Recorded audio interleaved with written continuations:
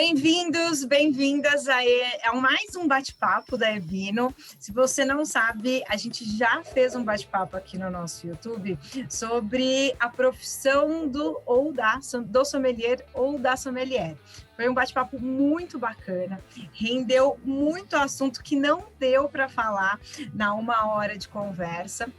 E aí, agora, nesse mês do Dia Internacional da Mulher, eu chamei algumas mulheres porretas do mundo do vinho e que trabalham em diferentes frentes. A gente vai falar sobre... isso é uma super ajuda, tá? Para quem me manda mensagem falando... Como que eu entro no mundo do vinho? Então, você vai ouvir diferentes mulheres falando das suas áreas, como que foi entrar, quais as dificuldades da carreira mesmo. Então, fica que o papo está muito bom. Eu vou começar com a primeira pessoa que está na minha tela aqui, tá? Que é a Estela. Estela, então, fala um pouquinho de ti. O que você faz, como que você entrou no mundo do vinho. Eu já vou começar falando assim, já manda a sua idade, que a gente precisa saber. Você é a mais nova de todas aqui. Oi, pessoal, tudo bem? Eu sou a Estela Mayra, então já mandando a idade logo, eu tenho 23 anos e eu comecei no mundo do vinho, de fato, bem cedo, com 21 anos, eu já estava começando a trabalhar, estudar, então tinha 20 anos. Para mim, foi muito por conta do estudo mesmo, sabe? Muitas pessoas, às vezes, começam a se aprofundar no mundo do vinho, primeiro tendo gosto pela bebida, assim, provando uma, outra, e aí acaba se interessando e querendo estudar mais sobre. Eu fiz o caminho um pouco contrário. Primeiro eu queria entender e ficava assim, nossa, mas é um mundo que tem tanta coisa, né? Quando a gente fala de vinho, a gente está falando de história, geografia, a gente está falando de geologia, então eu fiquei curiosa com essa bebida que tinha tanta coisa por trás, assim, e resolvi querer estudar aquilo. Num primeiro momento, só para conhecer mesmo, para entender, né, por curiosidade. E aí comecei primeiro a participar de alguns workshops que eu via, e aí depois eu resolvi fazer um curso. Então, eu comecei os meus estudos em agosto de 2018, aí eu fiz o WSET pela Enocultura. Logo em novembro eu já estava fazendo 2, tinha saído o resultado, eu falei, nossa, agora eu quero fazer o outro. Pouco tempo depois, acho que 6 meses depois, eu estava fazendo 3. E aí, nesse período, eu comecei a trabalhar, ali entre outubro de 2018, eu comecei a trabalhar com a Jéssica na loja, lá no Shopping Cidade de São Paulo. Mas eu acho que logo enquanto eu fazia o curso 1, eu já tinha entendido que daquele caminho não tinha volta e que ali eu ia, eu ia querer fazer mais alguma coisa. Então, quando surgiu a oportunidade, eu fiquei muito, muito, muito feliz de poder entrar neste mercado. E desde então, continuei. Agora, atuo na Evino, cuidando de marca e conteúdo. Acho que, de forma breve, é isso. Tá ótimo, tá ótimo. A mais jovem sommelier do Brasil. Não sei, podemos lançar essa... podemos lançar essa. Se tiver alguém mais novo, venha reivindicar o título, senão a gente fala que é a Estelinha. Obrigada, Estela. Bom, a próxima que está na minha tela aqui é a Beli. Beli, então, conta para o pessoal quem é você, o que você faz, como é que foi a entrada no mundo do vinho, por favor. Olha, eu sou jornalista, faz 20 anos que eu sou jornalista, e faz 5 anos eu recebi um convite da Patrícia Ferraz, que então era editora do Paladar, o caderno de gastronomia do Estadão, e da Heloísa Lupinati, que é minha amiga. Foi uma ideia da Elo. Ela falou, um dia ela me ligou, eu tinha tido um filho, ele tinha 2 meses, e a Elo me ligou e disse assim, o que você acha de ser repórter de vinho? Eu falei, eu acho ótimo, só que eu não sei nada de vinho, não sei beber vinho. Ela falou, não tem problema. A gente tem uns especialistas que fazem as degustações, você acompanha eles, a gente precisa de alguém que relate. E reportagem você sabe fazer. E aí eu falei, beleza, né, vamos nessa. Já tinha trabalhado em redações grandes, já tinha coberto política, economia, cidades. enfim, eu já tinha uma carreira, eu já era conhecida no mercado, pelo menos nos grandes jornais. Não tinha feito revista ainda, não tinha feito a coisa mais lifestyle, né? E sempre fui fã de comida. Eu cozinhei, lia sobre comida, já tinha escrito sobre comida, mas bebida não. E aí aceitei esse convite incrível, achando que 15 anos de experiência eu tinha na época, eu ia nadar de braçada, né? Não, não mesmo.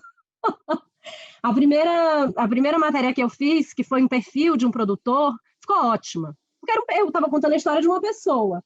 Agora, quando eu entrei na onda das degustações e dos painéis de harmonização, era uma tragédia. Quando eu ia para lançamento de vinhos, grandes vinhos, sabe? Uma das primeiras... É isso, eu não consigo sentir nada. O que eu vou escrever? Era um desespero. Mas, enfim, 5 anos, muitos livros, muitos cursos, muitas viagens, conversando com muita gente. Nunca esqueci que quando conversei com a Mônica falou, olha, a gente fica pensando nas frutas europeias, mas às vezes tem uma brasileira que faz uma referência que você vai ter essa memória olfativa. E, opa, peraí, ó, aqui uma pitanga no lugar de uma framboesa. Não esqueci, hein, Legal. Que bom. E aí, sei lá, parece que o seu nariz vai acordando, né? E aí parece que conexões são feitas na sua cabeça. E aí eu tive um estalo. Foi meio de uma hora para outra. E eu comecei a entender. E aí eu saí do Paladar. Eu fui para uma nova publicação e foi um convite incrível. Estou super feliz. Eu sou editora da Gama Revista e levei o vinho para lá. Então, assim, não sai mais de mim, eu acho. Demais. E eu acho que a gente já consegue tirar algumas conclusões aqui para mulheres e, obviamente, até homens que estão assistindo esse vídeo, esses momentos, né? Então, a Estela, com 23 anos, estava ali, tomou essa decisão para a carreira dela, e a Belle já super, enraizada no jornalismo, acabou de... eu acabei de ter um filho, para que eu vou entrar num novo... Para que eu vou me aventurar? Tá tudo certo, deixa eu seguir aqui. Não, foi lá e se desafiou e é referência no mercado, assim. Então, galera, calma, tá tudo certo. Você pode entrar na carreira que quiser, na hora que você quiser. Basta ter essa força de vontade. Muito legal. Já estou adorando as histórias. A próxima que está aqui na minha janelinha é a Mônica. Mônica, então conta um pouquinho de ti, por favor. Oi, queridas. Tô super feliz de estar participando aqui, porque é gostoso estar aqui no Brasil e falando de vinho com mulheres, né? Então, é inspiradora. A minha história, na verdade, ela tá conectada com o início dos estudos, né? Porque eu tive a sorte de nascer em Bento Gonçalves, a capital brasileira do vinho, e quando eu estava decidindo o caminho para o segundo grau, eu visitei a Escola Enológica de Bento Gonçalves. Eu tinha 15 anos na época, e foi um encontro com o mundo do vinho. Assim, eu disse, essa é a vida que eu vou querer, essa é a profissão que eu quero, e vou seguir nisso. E daí, naquela época, todo mundo disse, mas como, né? Mais de 20 anos atrás, né? uma menina escolhendo de ser enóloga. E então eu disse, acho que teve uma sinergia que eu não sei explicar, mas eu estou sentindo que esse é o caminho. Então eu fiz a escola técnica, né? E comecei a trabalhar. O meu primeiro estágio eu tinha 17 anos. Eu comecei a trabalhar já com 18 anos. Hoje eu sou enóloga, tenho mais de 20 anos de profissão. E 37 safras, né? Eu gosto de dizer isso porque esse mundo do vinho acabou me levando aqui pelo Brasil, em vários lugares, mas também pela Europa, né? Porque foi uma paixão mais do que um trabalho. Eu comecei a trabalhar com enologia, então, muito cedo. Sempre continuei os estudos, né? Depois da minha formação em técnica e enologia, depois em enóloga, e depois eu fui buscar uma especialização na Itália. Isso em 2005 ainda.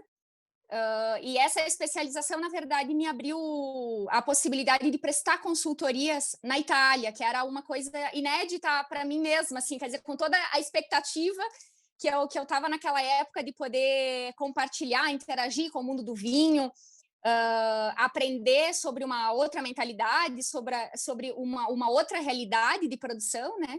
e de consumo. Então, eu tive essa oportunidade de estar trabalhando lá. Então, nesses anos, né, eu fiquei acompanhando safras no Brasil e safras na Itália, e viajando por várias regiões, trabalhando com várias empresas, e isso foi, assim, iluminante, né, porque foi importante para a minha bagagem profissional, para a minha experiência, né, com o mundo do vinho, seja da produção direta, né, que eu cuido desde da colheita da uva até o engarrafamento do vinho, e até com a parte mais de formação, cursos, a parte agora que está acontecendo, que inclusive está no meu site, eu tenho uma empresa, hoje se chama Rossetti Enologia, que presta consultorias lá na Itália e aqui no Brasil, e tem essa questão também de levar a cultura do vinho, né, para quem se aproximar do mundo do vinho, né? Então, esses são várias realidades que me permitiram a tá nesses 20 anos vivendo muitas experiências legais e conhecendo muita gente bacana, né? Então, eu só tenho que agradecer essa escolha que eu fiz quando eu tinha 15 anos e visitei essa escola de enologia. Perfeito, maravilhoso. Boa, já estou, com as perguntas aqui na cabeça fervilhando. Sil, você é a próxima. Fala um pouquinho, então, para as pessoas, como você entrou nesse mundo, o que você faz, obviamente, conta um pouquinho até da confraria, né? Esse é o seu momento. Oi, meninas. Bom, meu nome é Silvana. Eu sempre gostei de vinho. Não venho de uma família que tomava vinho, mas eu sempre gostei. Eu ia nas festas e pedia vinho, encontro com os amigos, aquela roda de amigos, era vinho, inverno aqui, né? Muito vinho. Então, foi assim que eu fui gostando de vinho. Aí eu comecei a me interessar mais por vinho, fui fazendo cursos, um curso aqui, outro ali, né? E fui trabalhando com pessoas que eu admirava, que eu admiro, para ir conhecendo um pouco mais. E foi assim que eu fui entrando no mundo do vinho, fui conhecendo as pessoas e trabalhando, e depois eu acabei montando uma empresa fazendo degustação de vinho para um nicho aí.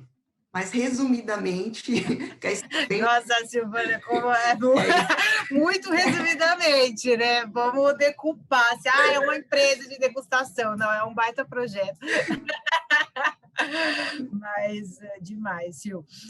Bom, então vamos já começar as perguntas. Você, montou a sua empresa, começou, fez vários trabalhos, né? Se você quiser dar uma você fez, até pensando em ajudar mesmo quem está vendo esse bate-papo sobre, manda o currículo para onde? Por que você começou fazendo trabalho A ao invés de trabalho B? E fala um pouco da confraria. Bom, eu comecei trabalhando em alguns lugares, né? Há 10 anos atrás eu comecei, foi meu primeiro trabalho na área de vinho, porém eu sou daqui de São Paulo, né? Então, aqui em São Paulo, hoje ainda tem, mas está bem menor, perto do que era antes, tinha uma certa, como é que eu posso dizer, uma resistência em ter pessoas, né, por exemplo, pretas, que nem eu, trabalhando com vinho em lugares, vamos dizer assim, um pouco mais elitizados. Então, eu tinha dificuldade de conseguir trabalhar nesses tipos de lugares. Um deles, inclusive, o primeiro lugar que eu fui tentar, eles não queriam por causa disso, pelo fato de eu ser uma mulher negra, e por causa disso também, entre aspas, acabou acontecendo de eu conhecer mais pessoas negras e me identificar cada vez mais, ir atrás da minha cultura. E nessa eu fui conhecendo outras mulheres pretas, homens também, e eles falavam para mim que eles gostavam de vinho, mas eles tinham dificuldade de ir em alguns lugares e serem aceitos. Através disso foi que eu montei a confraria. Eu falei assim, bom, eu não entendo muito, mas a gente pode fazer umas degustações, aí a gente se reunir e fazer umas degustações. Começou assim, reunião de amigos fazendo degustações, e nessas reuniões começou a crescer, tudo isso pela rede social, tudo isso pelo Instagram. Nessas reuniões começou a crescer, um foi avisando o outro, só que aí chegou um ponto que não dava mais para eu fazer essas reuniões só com amigos, aí eu comecei a fazer cobrando, e aí foi ótimo, porque eles faziam muitas perguntas, e até hoje fazem, que me deixam maluca, e aí eu tenho que ir atrás para conhecer mais, e foi assim que eu fui formando a confraria, basicamente. Tá bom, Jéssica? Bom, arrasou. Obrigada, Sil. Obrigada. Mônica, queria fazer uma pergunta para ti, então. Você comentou, obviamente, né, da tua empresa que faz esse trabalho de assessoria tanto no Brasil como na Itália. Fala um pouco dessa frente de negócios, né? Então, porque é uma frente de negócios, apesar de você entrar com o lado técnico, você auxiliar essas vinícolas. Como é que é o gerenciamento dessa empresa? Conta um pouquinho para a gente do seu dia a dia mesmo, de enóloga e empresária. Ah, bacana. É uma vida cheia de adrenalina, assim, né? Bem espumante. Porque, então, hoje eu iniciei sendo enóloga em uma empresa, né?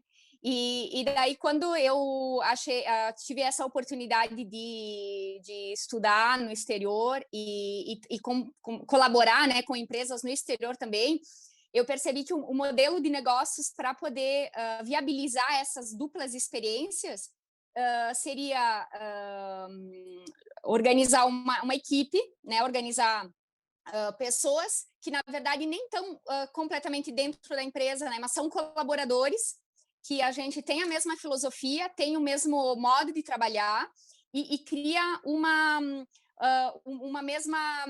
mesma energia no modo de organizar as atividades, né? Porque o que acontece? O Brasil, obviamente, a gente tem a safra em janeiro, fevereiro, março. Na Itália, a nossa safra é em agosto, setembro, outubro. Né? Então, eu tenho a oportunidade de estar acompanhando em modo presencial as colheitas, que eu acredito o seguinte, que a nossa filosofia é muito conectada com a matéria-prima, ou seja, então, terroir, uva, se a gente consegue fazer um trabalho bem feito nesse momento, quer dizer, durante o ciclo, mas nesse momento, colher no momento certo, vinificar da maneira correta, o trabalho sucessivo é muito mais fácil. Né, porque a gente já tomou as decisões certas inicialmente. Então, assim, a concentração máxima é estar presente nesses momentos e compartilhar aquele conhecimento e aquela sensibilidade que vão fazer a diferença na hora dessas decisões. Então, esse é o coração da nossa estratégia, na verdade, né?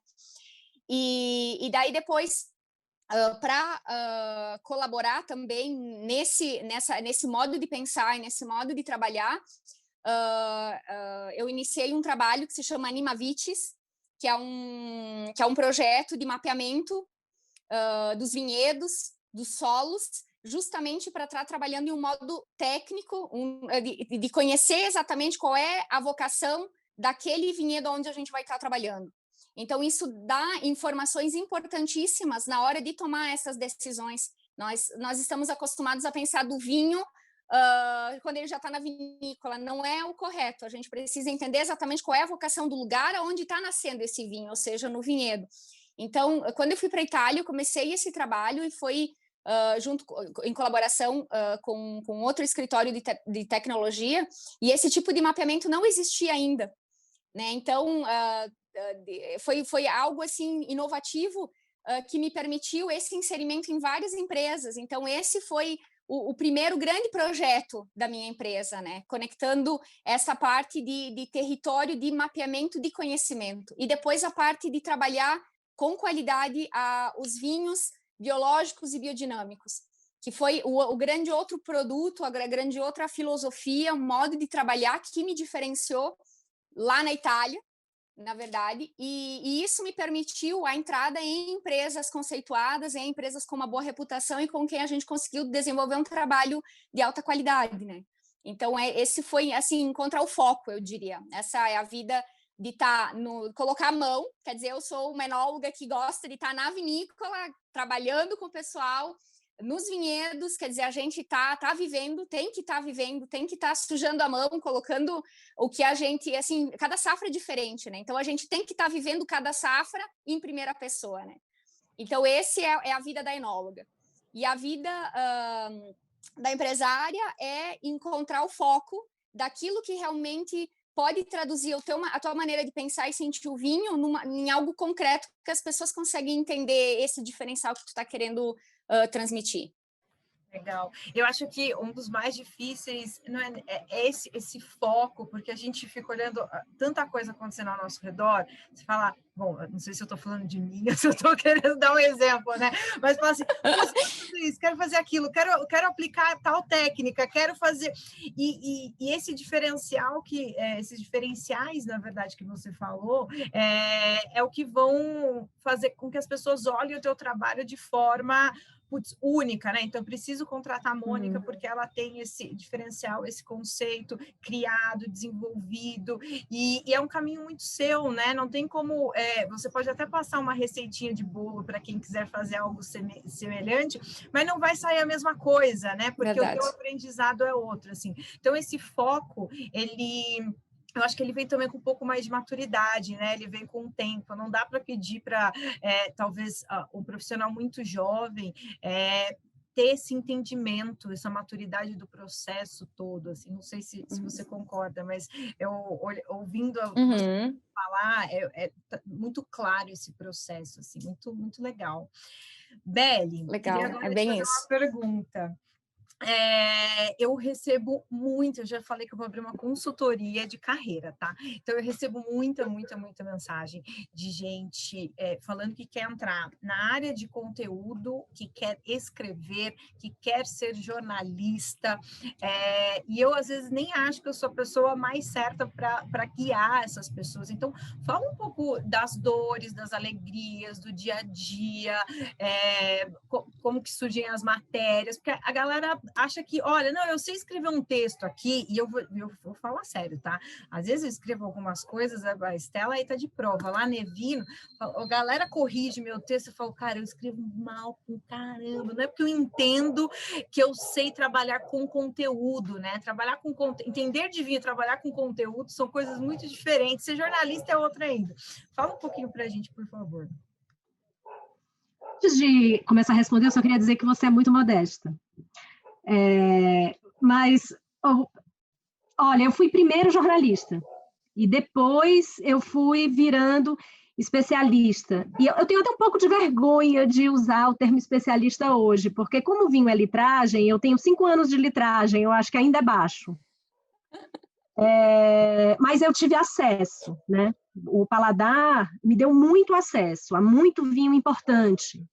E tem essa coisa da desigualdade, né? Que para você entender uma série de vinhos, você tem que experimentá-los, e eles são muito caros. Então, às vezes fica complexo. Mas, enfim, vamos à pergunta. Eu acho que, acima de tudo, é importante contar uma história. Tudo é uma história. Um vinho é uma história. E assim, às vezes... Para escrever, é interessante você contar essa história para você antes, na sua cabeça. E a partir daí você começa a escrever. Agora, não é uma história só que você ouviu ou que você tira suas próprias conclusões. Eu acho que o mais importante para escrever sobre vinho é embasar isso tudo. Eu acho que cada um que trabalha e escreve sobre vinho tem suas fontes de referência. Eu tenho a minha guru master, minha grande musa, que é a Jancis Robinson. Se você tem uma boa bibliografia da Jancis Robinson, você não precisa de mais nada da sua vida mesmo, para o mundo do vinho, né, para escrever sobre vinho. Os meus 2 primeiros investimentos e maiores foram caros e valem cada centavo, são o Grapes e o Oxford Companion to Wine. Com esses vinhos, eu realmente sou capaz de escrever qualquer coisa, porque ela tira todas as dúvidas. É impressionante, essa mulher tem todos os verbetes de tudo nessa vida. E já aconteceu hoje eu tenho versão e-book e versão física. No começo eu só tinha versão física, e quando eu ia viajar, eu ficava fotografando os verbetes, que não ia dar tempo de eu ler antes da viagem, mas ao longo da viagem eu leria. É uma coisa de maluco. E se você, sei lá, dá um Google para juntar os textos, você vai ver que sempre tem uma citação na minha formação, não foram os cursos, foram os livros. Porque eu acho que eu aprendi mesmo e consegui, e fui encontrando ao pesquisar para cada tema que eu tinha que contar. Foram microcursos. Cada reportagem foi um microcurso. Agora, o mais difícil de tudo é a linguagem para o vinho. Porque o vinho tem uma linguagem pesada, mais antiga. Muito pesada. Tanto que quando eu comecei... Por isso que a Jancis é maravilhosa, porque ela tem humor. Então, ela consegue explicar a minha língua é muito estranha, né? Essas coisas super complexas e muito etéreas sobre memória gustativa e olfativa, que cada um tem de um jeito muito, assim, louco, porque ele é meio seco, vai direto, mas ao mesmo tempo tem uma graça. Ela consegue fazer um mix bom. Então, eu acho que é como escrever, é encontrar a sua voz. E é encontrar a voz que vai descrever também uma coisa que é muito difícil de descrever, porque cada um percebe de um jeito. Não, perfeito. Olha, eu adorei esse lance da linguagem. É difícil, assim, eu acho que eu ainda estou aprendendo, e às vezes eu acho que eu dou umas escorregadas terríveis. E eu estou agora brincando, eu faço no Instagram que eu estou chamando, não publicamente, de resenha bêbada. Porque quando eu estou provando um vinho e eu estou muito empolgada, assim, muito eufórica, eu já faço uma resenha. E aí eu vou ler depois e digo assim, gente, o que é isso? Mas aí tá lá, né? Legal.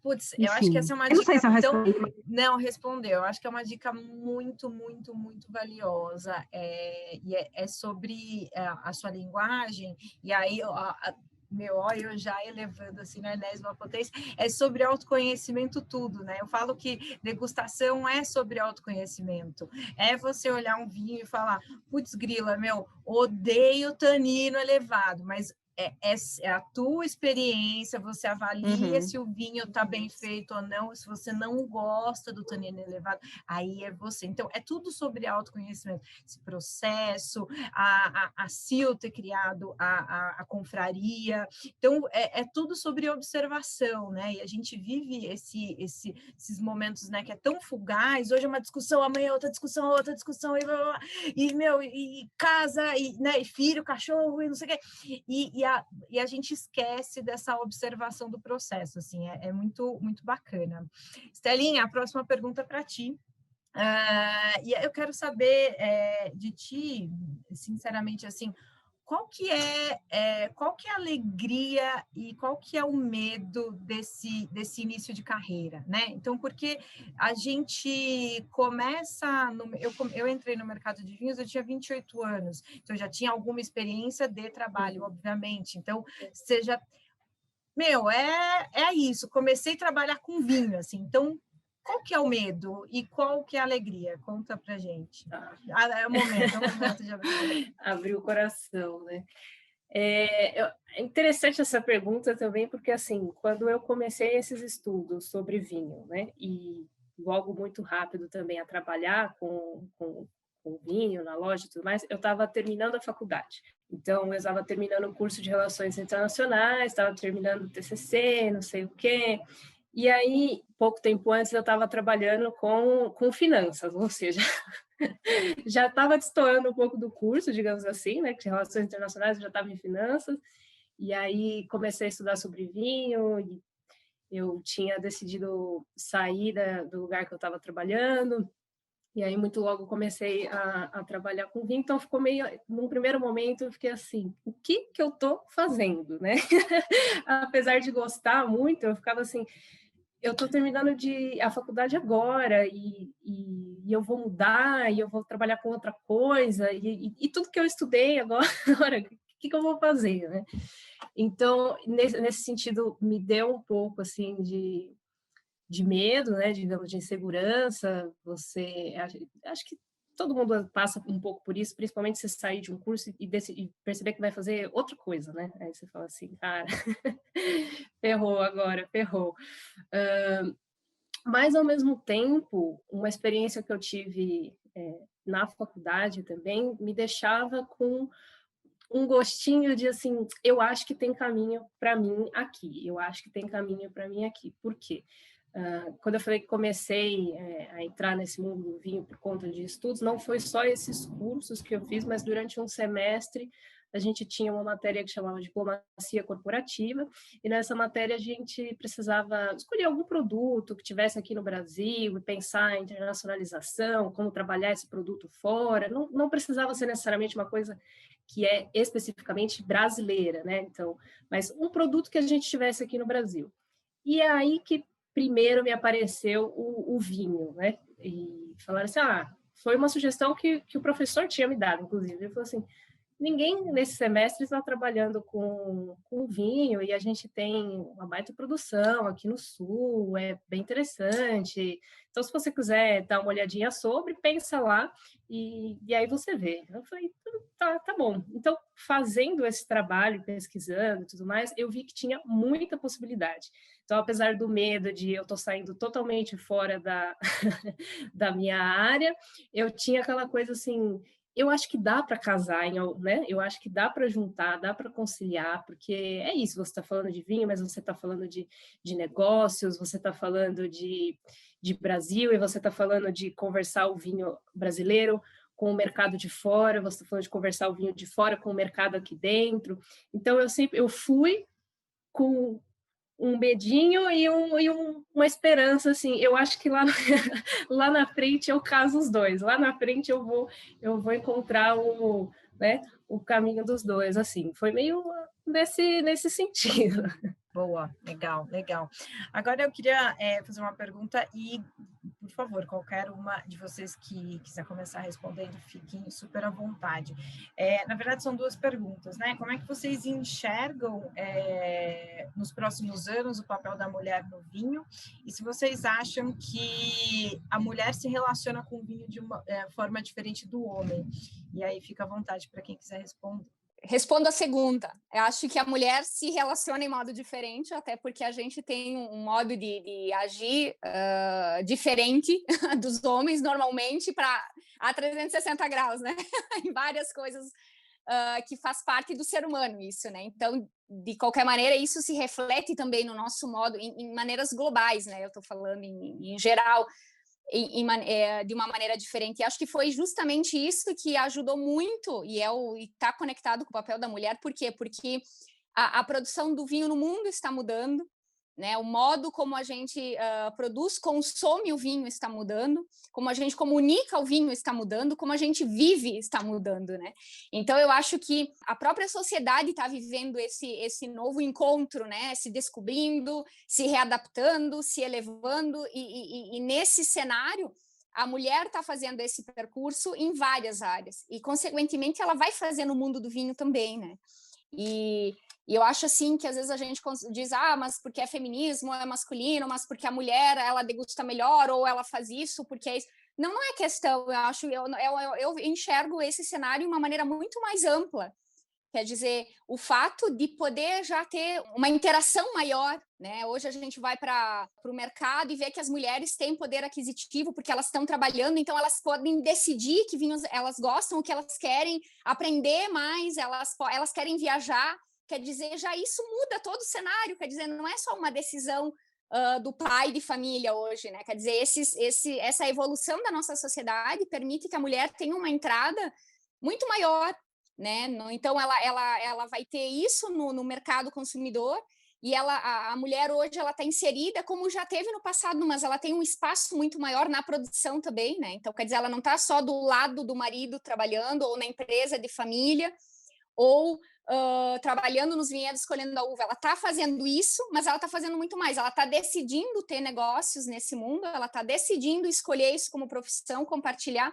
Quer dizer, então, esse inserimento é uma coisa muito mais democrática, né? E essa visão mais global que a mulher pode dar, porque ela está interagindo, né, com uma sensibilidade diferente, com essa flexibilidade, né? Porque, de qualquer maneira, a mulher também é mãe, muitas vezes, né? Ela é mulher, ela é esposa, quer dizer, ela tem essa versatilidade.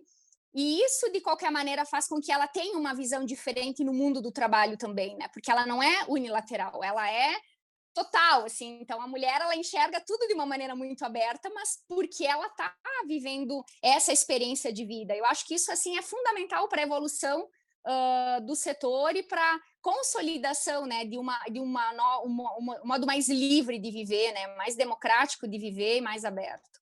Sobre o caminho para a mulher no mundo do vinho no futuro, eu acho que já mudou, e não é fácil, existe alguma resistência,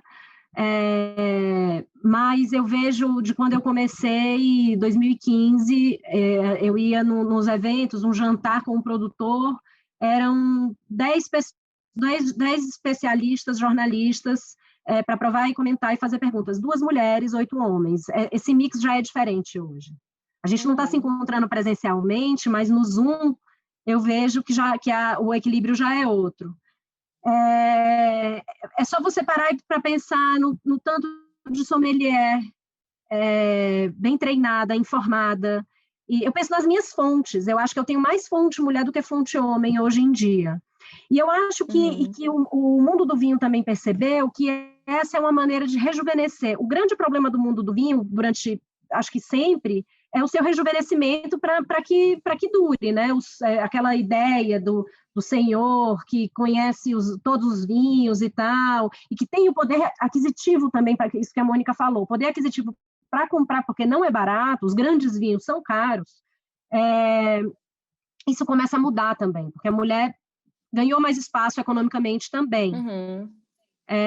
Então, eu acho que eu sou otimista. Eu acho que as pioneiras tiveram que colocar o pé na porta, mas que vai ficando, a partir do momento em que cada vez tem mais mulheres, cada vez vai ter mais mulheres no mundo do vinho. E quando eu penso que a minha principal referência, que eu falei na pergunta anterior, é uma mulher, e ela não é uma jovem mulher, ela é uma senhora, com uma super carreira, isso também é um alento. Eu acho que também dá para silenciar quem não for tão receptivo. Não, é verdade, eu concordo. Eu acho que já mudou mesmo. Eu acho que cada vez a gente tem mais entrantes. Não sei se a Sil quer complementar com alguma coisa, ou a Estelinha, mas eu acho que já mudou, faz todo sentido. Eu acho que mudou, mas eu ainda acho que ainda falta muito que mudar, porque nós não somos plurais, né? Em relação às mulheres, então precisa ter muito mais mulheres, principalmente aqui no Brasil, como a Isabelle mesmo falou, né? Ela falou que tem, acho que ela viu 2, né, mulheres no começo, mas mesmo assim eu ainda vejo que tem poucas no sentido plurais, então eu acho que precisa ter muito mais. Claro que já mudou, já algumas pioneiras aí, mas tem muita coisa para mudar. Eu acredito que ainda tem muita coisa para mudar, mas já é um grande começo, né?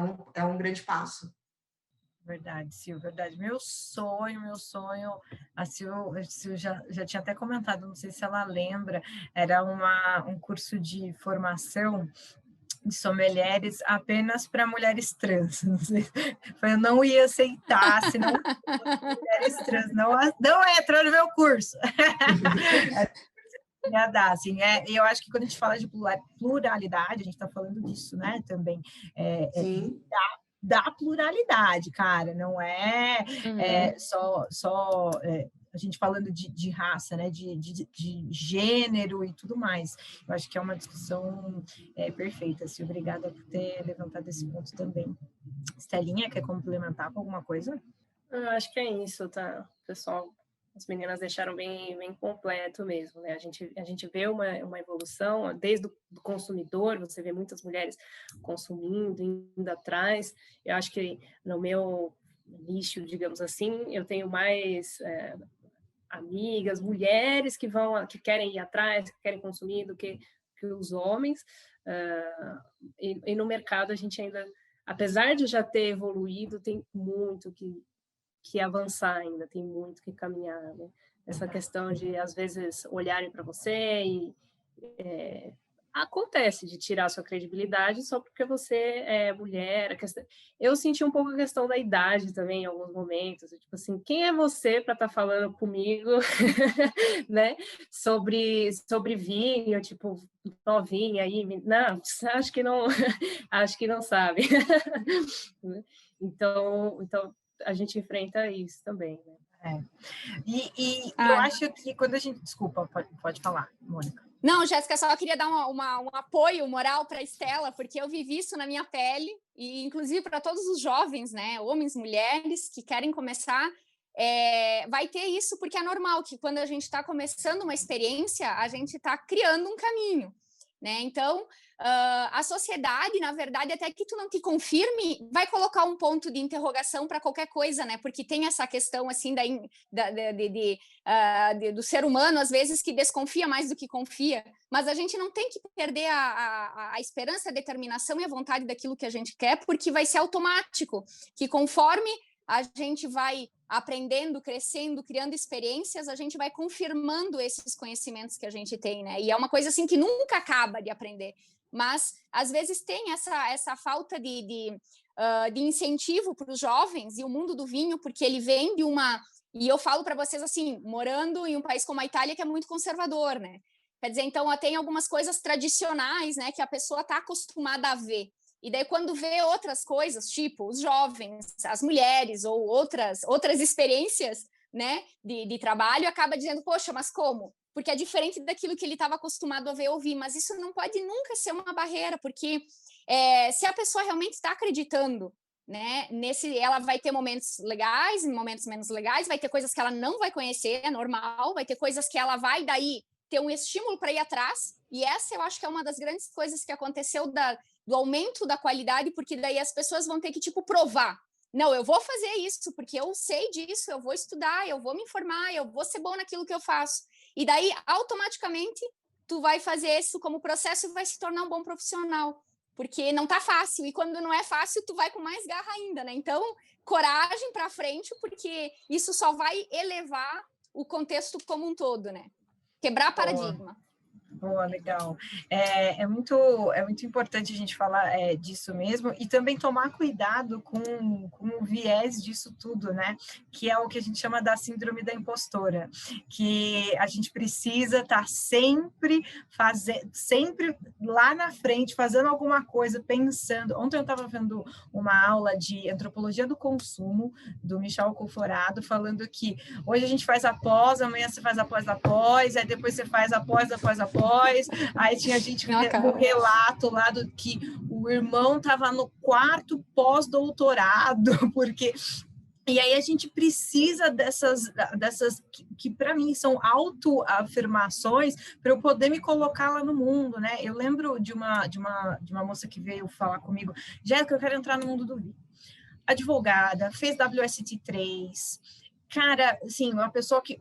E trabalhava trabalha no agronegócio, então, assim, super negociadora. Ah, Jéssica, agora eu quero entrar, mas eu vou fazer o curso A, o curso B, o curso D. Eu falei, cara, tá, quando que você vai entrar? Ou você não quer entrar, ou você tá tão insegura, das duas uma, que você precisa fazer tanto... Entra, vai se moldando também nesse meio, porque senão a gente fica com essa... Eu também, de novo, né, a gente fala muito com base nas nossas experiências, fazendo todos os cursos possíveis, 1000, porque a gente fica com esse medo da aceitação, né? Tem um pouco disso. E aí eu queria puxar... a gente está falando de, putz, mudou, a gente está vendo mais mulheres, mas a gente precisa das referências, né? Então, a Beli falou bastante de Jancis Robinson aqui, e eu quero entender as referências de cada uma. Quem que é a tua referência, ou foi lá no começo, que você se inspirou muito? Conta um pouquinho desses nomes para a gente, por favor. Pode começar quem quiser, pode começar a Beli, vocês que... Vou começar, então. Além da Jancis, eu tenho um pai do vinho, que é o Guilherme Veloso, que é um dos diretores da ABS e que era um dos especialistas que fazia os painéis de degustação e harmonização do paladar. E ele foi muito generoso.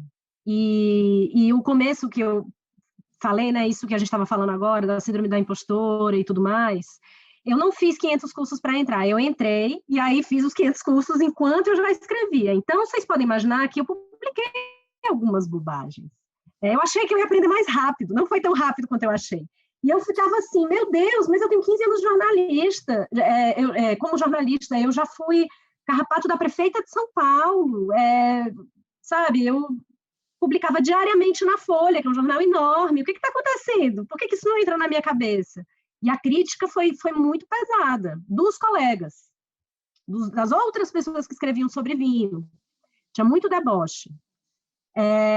E o Guilherme foi essa pessoa que estendeu a mão. Então, assim, é uma espécie de um mentor. Eu acho que a figura de um mentor, para mim, foi muito importante. E ele puxava minha orelha.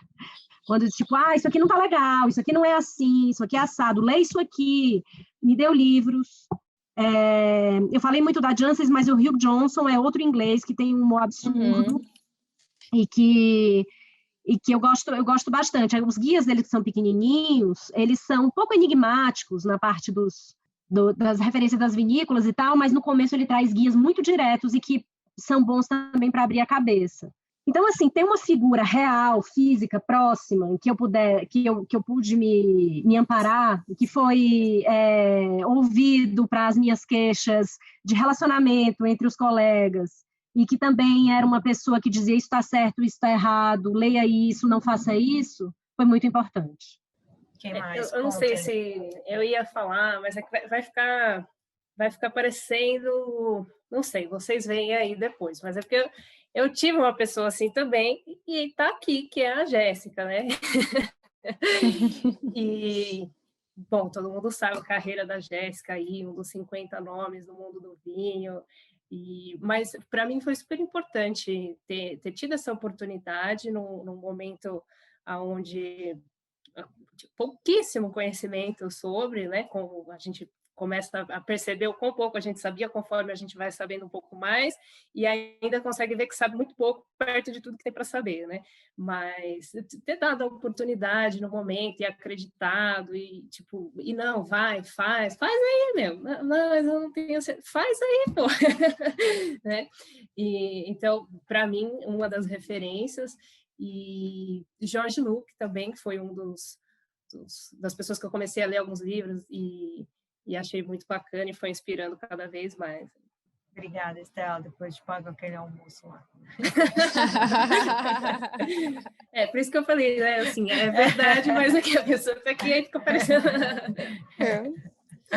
Imagina. Vamos lá, Mônica e Sil, me contem. Então, a minha foi uma experiência mais conectada ao início, né? Principalmente com o mundo técnico. Então, eu lia muito, né, pesquisas e livros, enciclopédias lá, de Ribeiro Gaillon, Émile Peinot, quer dizer, livros e pesquisas do que acontecia no mundo enológico, mas isso, de certa forma, criava muitas dúvidas, né, porque como a gente falou antes, quando a gente está iniciando, a gente quer trabalhar da melhor maneira, mas o mundo do vinho ele é tão amplo e tão complexo, que se ele for abordado dessa maneira, quer dizer, é um pouco afasta, né? Também para quem está produzindo, não só para quem está entrando na parte depois da taça, no caso, né? Aliás, depois da garrafa pronta. Então, eu acho que a coisa que deu essa coragem para mim e principalmente estimulou para a gente não procurar sempre aquela perfeição que não tem, né? Quer dizer, como a gente comentou, ninguém vai saber tudo de tudo, porque todo o ano muda. A natureza muda, os vinhos vão mudar, a pesquisa continua, as informações elas vão ser sempre maiores, então quer dizer assim, a gente tem que estar pronto para isso. Isso mudou para mim quando eu fiz a minha primeira pergunta do tipo, o que eu tenho que fazer para elaborar um grande vinho? Né? Então eu disse, eu vou ter que aprender isso, o que é o segredo disso? E daí eu fui para a Itália e falei com pequenos produtores. E mais do que ter lido tanta coisa, mais do que ter, na verdade, buscado a informação, que é extremamente importante, porque a gente tem que ter essa formação para entender muitas coisas, né, durante a degustação, durante a tomada de decisões, enfim, o conhecimento é fundamental, mas foi aquela consciência de que esses produtores me passaram, de que quando a gente tem uma grande matéria-prima, a gente tem um grande produto. E depois esse grande produto ele vai encontrar a sensibilidade das pessoas que vão encontrar aquela emoção naquela garrafa e vão dizer eu gosto ou eu não gosto. Quer dizer, simplificou a minha vida, no sentido que me disse, poxa, no fundo é muito isso, né? A gente procura a concentração, o tanino, a cor, a descrever isso, a descrever aquilo, só que se a outra pessoa, né, vai chegar até aquela compreensão daquilo que a gente queria fazer, ótimo, meu vinho é muito bom. E assim, o processo de produção, ele pode nascer de várias formas, não tem uma regra fixa. O vinho não é matemática, que eu vou chegar, vou fazer disso e vou ter um ótimo trabalho. Quer dizer, tem muitos caminhos. Então, na verdade, ter entendido tudo isso, que tem muitas estradas para chegar em um grande vinho, e que cada um vai ter uma sensibilidade diferente, me deu aquela coragem de dizer, legal, então eu vou encontrar a minha estrada, o meu vinho, e vou seguir um pouquinho o que foi o exemplo desses produtores que acreditam muito na terra deles e no trabalho deles. Então, eles, na verdade, foram as minhas inspirações principais, né? Porque deram aquela coragem de dizer, vou encontrar o meu espaço e vou encontrar aquelas pessoas que vão entender aquela emoção que eu quero colocar no vinho, né? E daí simplificou tudo. Demais, Mônica, obrigada. Sil, me conta. Sim, eu não tenho nenhuma referência, na realidade, eu sei da importância da Guinness, mas eu não tive uma referência, assim. Eu tive, parecido com a Isabela, eu tive um mentor, esse mentor foi o sommelier Carlos Haroldo. Ele também me passou muitas informações, que ele me passa, inclusive, até hoje, sobre vinho, sobre, tipo, olha, como é o mundo do vinho aqui no Brasil, quem é quem aqui no Brasil, no mundo do vinho, então fique esperto com essa pessoa, assim, então ele sempre me passou bastante informação sobre isso. Existe, lógico, profissionais que eu admiro, uma delas é a Jéssica, acho que não preciso dizer, sempre falo isso abertamente. Existem outras profissionais que eu admiro, mas pelo fato de eu não ter encontrado representatividade, hoje eu consigo encontrar representatividade, somente nos Estados Unidos. Mas eu não tive essa referência, assim, de chegar e falar, olha, eu me espelho nessa pessoa. Não tive isso.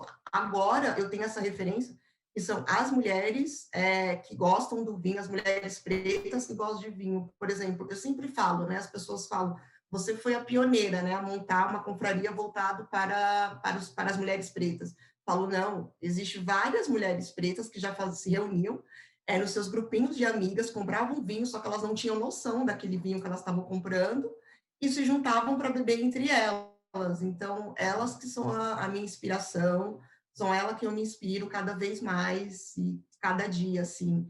Então, é que nem a Mônica falou, eu acredito que isso é uma construção. Então, aos poucos, eu vou conhecendo as pessoas, conhecendo a história, e aí eu vou tendo esse afeto. Mas, assim, de eu chegar e falar, olha, hoje eu montei a confraria me espelhando em tal pessoa, isso não tem. Eu tive mentores. Um deles foi a Jéssica e o Carlos. Perfeito, Sil, mas eu acho que é sobre isso também, não é sobre ter alguém que, num nível de conhecimento do mundo, né, mundial, tipo a Jensis, é pegar alguém e falar, olha, sei lá, a Fernanda que tinha uma confraria, ninguém conhece a Fernanda, mas a Fernanda é a minha inspiração, sabe, hipoteticamente, mas é a referência, e isso é super importante, e ter referências nesse mercado, e referências femininas também é ótimo. Olha, a gente está quase terminando, e aí agora eu quero gerar polêmica. Eu quero saber o que vocês odeiam ouvir. Tem alguma coisa que vocês odeiam ouvir? Tipo, vinho de mulher, toma esse vinho que é docinho, que você vai gostar. Conta para mim alguma coisa que vocês não gostam de ouvir e, em geral, tá ligado pelo fato de sermos mulheres. Quem quer começar? Eu acho que eu nunca ouvi. Foi mais, assim, passivo-agressivo mesmo, sabe? Não, eu já ouvi, olha, esse daqui você vai gostar, né? Porque eu quero a compradora, porque ele é docinho, assim, nossa. Aí você diz assim, respeita a minha biografia. Eu tô achando difícil essa pergunta, Jéssica.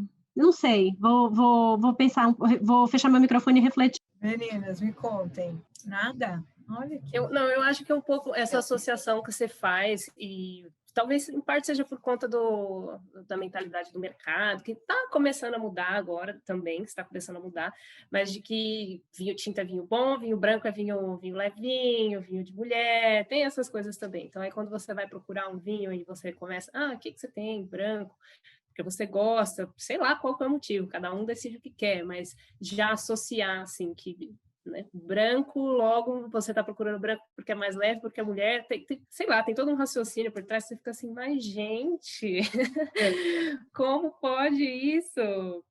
Eu acho que tem essa coisa do branco, não, é leve, porque vinho tem que ser porrada, tem que ter um monte de tanino, e aí homens com esse preconceito também, a gente via um pouco na loja, o contato direto com o cliente, assim, tipo, eu quero um vinho que seja intenso, e aí se você vai oferecer um branco, uma outra coisa, não, isso aí é coisa de mulher, esse aí a minha esposa vai gostar, para mim, outro. Aí você fica assim, não é bem por aí. Não, não é. A minha experiência, na verdade, é mais conectada com o campo, né? É quando você vai para o vinhedo, vai na vinícola, e, quer dizer, com as empresas que eu trabalho, eu quero fazer essa introdução, né? Porque é justo. Eu sempre tive um grande apoio e um grande respeito. Então, acho que isso foi, inclusive, importante para o meu crescimento dentro da área dos vinhos, né? Porque tive a possibilidade de trabalhar com pessoas inteligentes que permitiram um respeito profissional. Mas, como eu girei muito, visitei muitas empresas, conheci muitos colegas, né? Então teve nesses mais de 20 anos aí muita experiência diferente, eu ficava indignada e ainda fico quando eu vou para um vinhedo com pessoas talvez que eu não conheço ou que eu não conheço bem, que daí começam tipo, a olhar para você como se o vinho fosse alguma coisa que precisasse de força, que precisasse, poxa, mas uma mulher mais frágil, como está no campo, né, no meio das máquinas ou na vinícola e tal.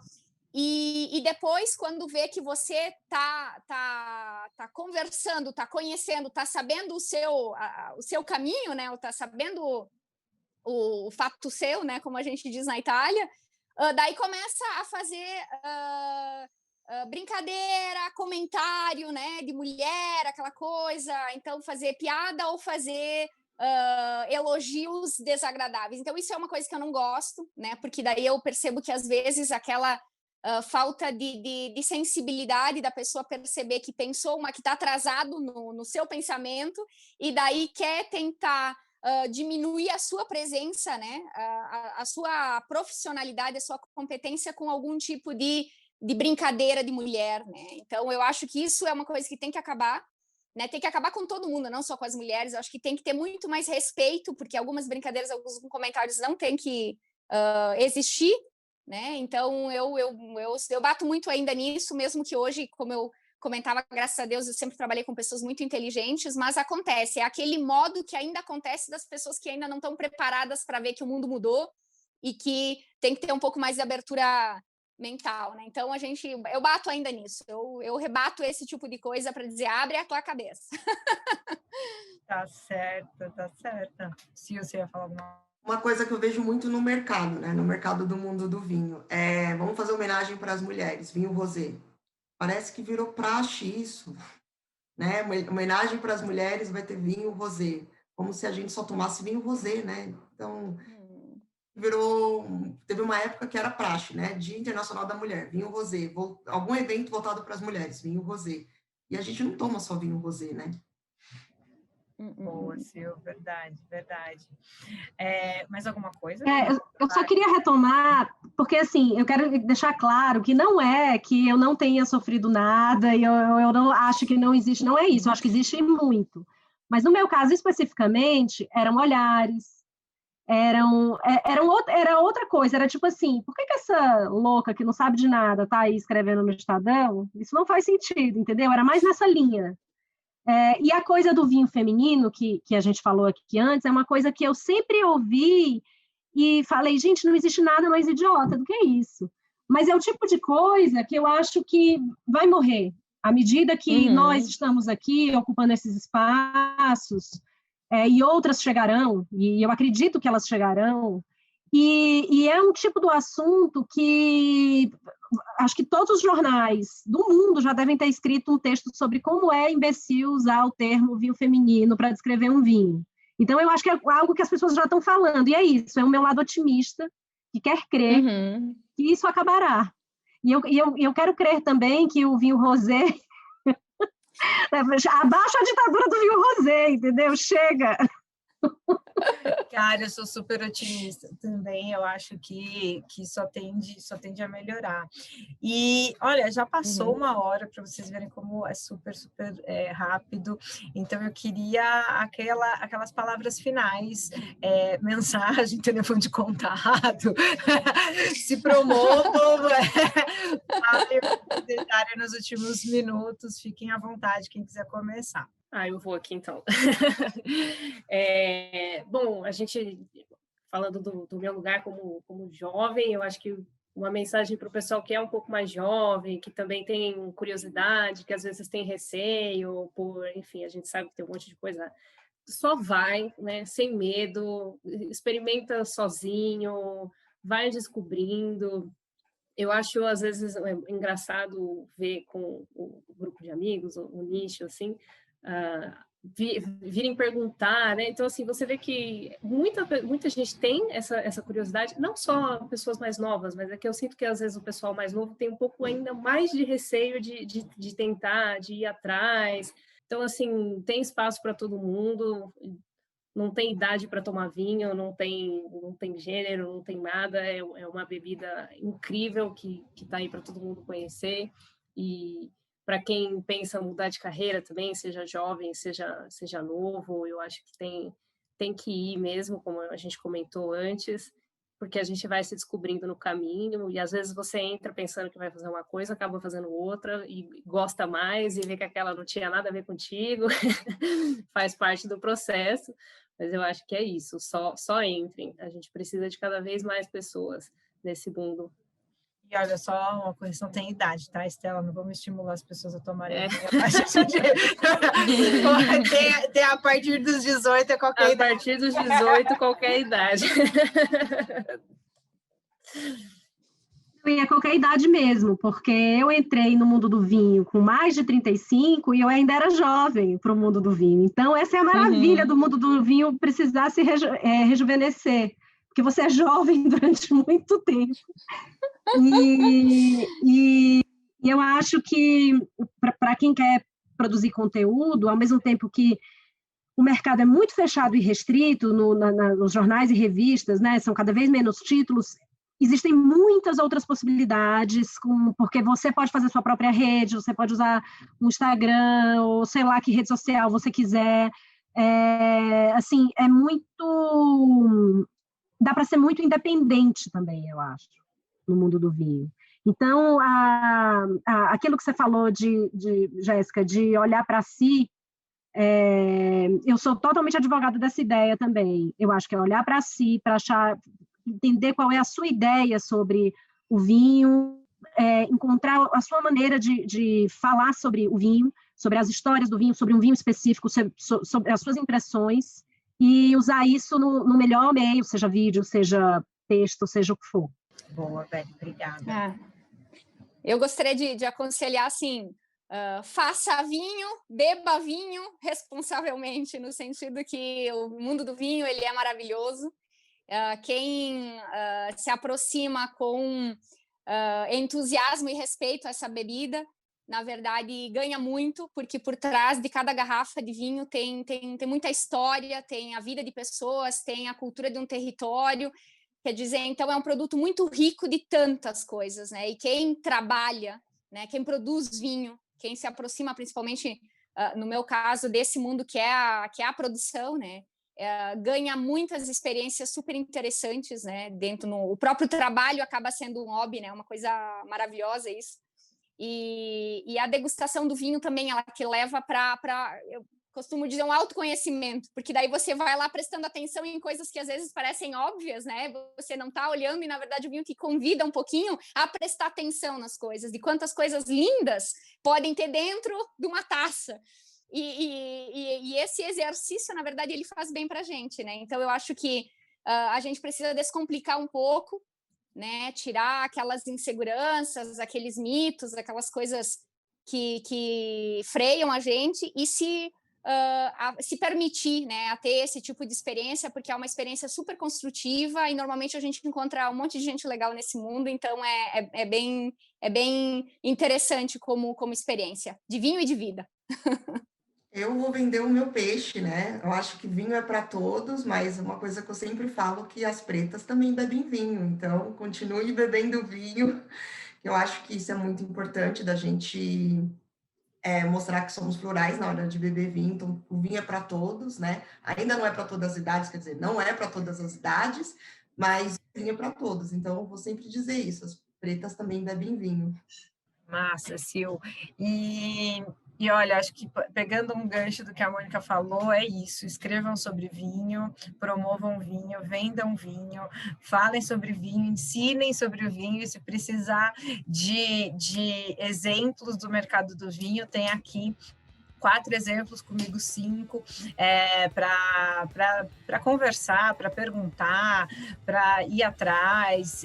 A gente vai deixar aqui no descritivo do vídeo as redes sociais de cada uma dessas mulheres. E é isso. Meninas, obrigada pela conversa, foi ótimo. Obrigada a todos vocês que ficaram até o final dessa conversa aqui no nosso vídeo, e sempre vai ter mais conteúdo.